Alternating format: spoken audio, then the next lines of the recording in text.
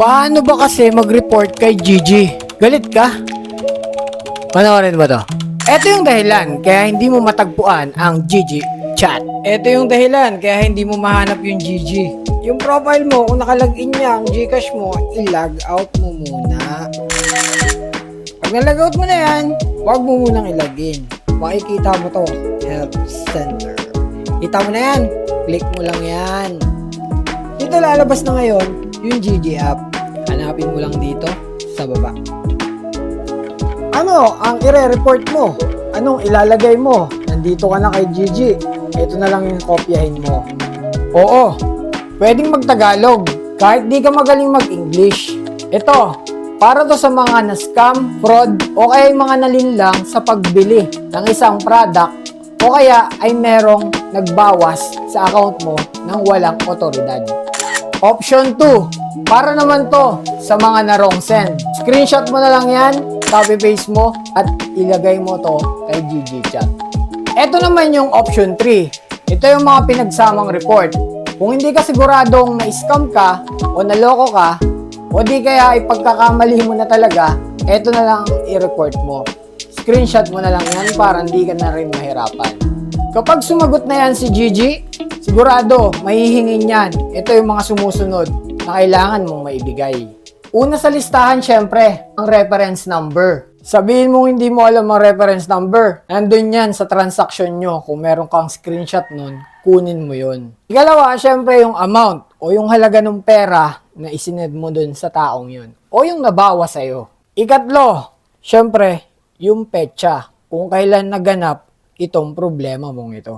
Ihanda mo lang ang lahat ng dokumentong ito at sigurado, mabilis kang mabibigyan ng ticket number. Gusto mo mabilis, di ba? But lahat ito maibigay mo. Dahil pagkatapos nito, hindi agad yan magre-reply at bibigyan ka agad ng ticket. Instant. Hindi ganon. May mga automated question ka pa ang kailangan sagutan. At pag naibigay yun sa'yo ni Gigi, pilapan mo lang yon, patunay na ikaw ang may-ari, ikaw yung nagkamali, o merong nangyari. Paalala nga pala, kung meron kang conversation kay Gigi, wag na wag mong ilalabas ang app na yan. Hintayin mong ibigay sa'yo ang ticket number. At pagkatapos nun, detalyado mo nang naibigay kay Gigi ang lahat ng dokumento, ibibigay na niya sa inyo ang reference o ticket number na kailangan mo i-follow up dito. Yung ticket number na yon ay merong 8 digits. Screenshot mo yon sa mismong conversation mo kay Gigi. Pagkatapos nun, hindi ka pa okay. Meron pang kasunod. Huwag mong i-close yung chat nyo ni Gigi. Kasunod nyan, email confirmation kung ikaw talaga ang may-ari ng Gcash account na yon. At ikatlo, ang pinaka-importante, yung follow-up. Pag meron ka ng ticket number, dito na papasok yung follow-up.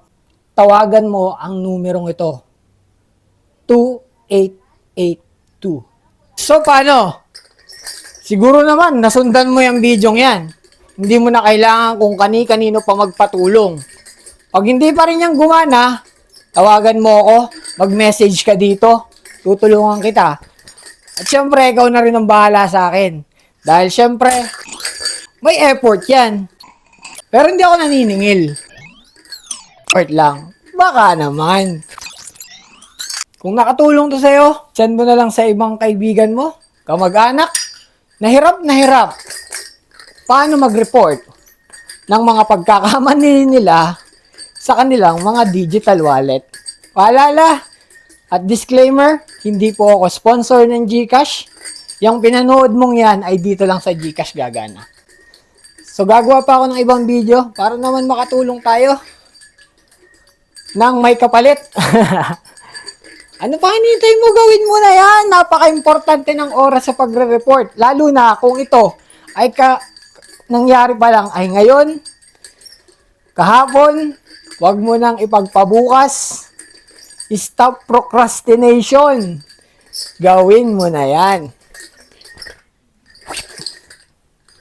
Asap yan. Kung nakatulong ito sa'yo dahil napanood mo to nang hindi aksidente, maaari ka bang bumalik dito at mag-comment ka naman kung tagasan ka? Yun na lang, okay na ako dun.